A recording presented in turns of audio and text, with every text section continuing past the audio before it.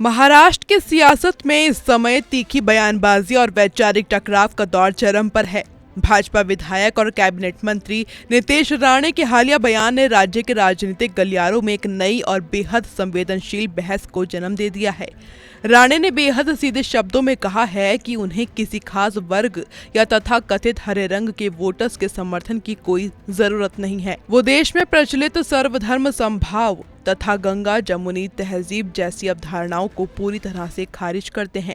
उनका ये स्पष्ट रुख ये दर्शाता है कि वो अपनी पूरी राजनीति को केवल एक विशेष वर्ग और कट्टर हिंदुत्व के एजेंडे के इर्द गिर्द ही केंद्रित रखना चाहते हैं। अपने इस रुख को सही साबित करने के लिए नीतीश राणे ने अतीत के चुनावी आंकड़ों और अपनी बढ़ती हुई राजनीतिक ताकत का भी खुलकर हवाला दिया। उन्होंने जनता के सामने अपनी बात रखते हुए कहा कि साल 2014 के चुनावों में जब उन्होंने पहली बार जीत हासिल की थी, तब उनकी जीत का अंतर लगभग 26,000 वोटों का था। इसके विपरीत जब उन्होंने पूरी तरह से हिंदुत्व के मुद्दे को आगे रखकर चुनाव लड़ा, तब उनकी जीत का ये अंतर बढ़कर सीधे 56,000 वोटों तक पहुंच गया। राणे का ये दावा कि इस वैचारिक स्पष्टता और हिंदुत्व की मुखर राजनीति ने ही जमीन पर उनकी राजनीतिक शक्ति को दोगुना करने का काम किया है। इस बेहद आक्रामक बयान के सामने आते ही विपक्षी दलों ने सरकार और सत्ताधारी गठबंधन के खिलाफ मोर्चा खोल दिया है। सियासी हलकों में अब ये बड़ा सवाल उठ रहा है कि क्या संवैधानिक पद पर आसीन और मंत्री पद की शपथ लेने वाला कोई भी जनप्रतिनिधि सरेआम केवल एक वर्ग विशेष के हितों की बात कर सकता है। विपक्ष का ये सीधा आरोप है कि सरकार का हिस्सा होने के नाते हर नागरिक के प्रति समान जिम्मेदारी बनती है और इस तरह के बयान सीधे तौर पर सामाजिक ताने बाने को नुकसान पहुंचाते हैं। यही कानूनी और नैतिक सवाल अब इस पूरी राजनीतिक बहस के केंद्र में आ चुका है। इस पूरे विवाद के बीच भारतीय जनता पार्टी हमेशा से हिंदुत्व को अपनी मूल वैचारिक पहचान और राजनीतिक राष्ट्रवाद का हिस्सा मानती रही है।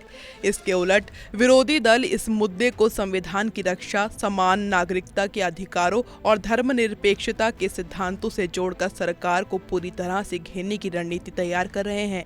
वर्तमान राजनीतिक परिस्थितियों को देखते हुए ऐसा प्रतीत होता है कि नीतीश राणे का यह बयान आने वाले समय में महाराष्ट्र की संपूर्ण चुनावी राजनीति में एक नई और बेहद गहरी वैचारिक लकीर खींचने का काम कर रहा है, जिससे ध्रुवीकरण की स्थिति और साफ हो सकती है। लोकतांत्रिक और चुनावी राजनीति के भीतर इस तरह के तीखे और तीक्ष्ण बयानों का आना कोई नई घटना नहीं है, लेकिन जब इस तरह का कोई भी विवादित या स्पष्ट रुख सरकार के एक जिम्मेदार मंत्री की तरफ से सार्वजनिक रूप से व्यक्त किया जाता है, तो उस पर तात्कालिक राजनीतिक विवाद के साथ साथ गंभीर संवैधानिक बहस भी अनिवार्य रूप से प्रारंभ हो जाती है।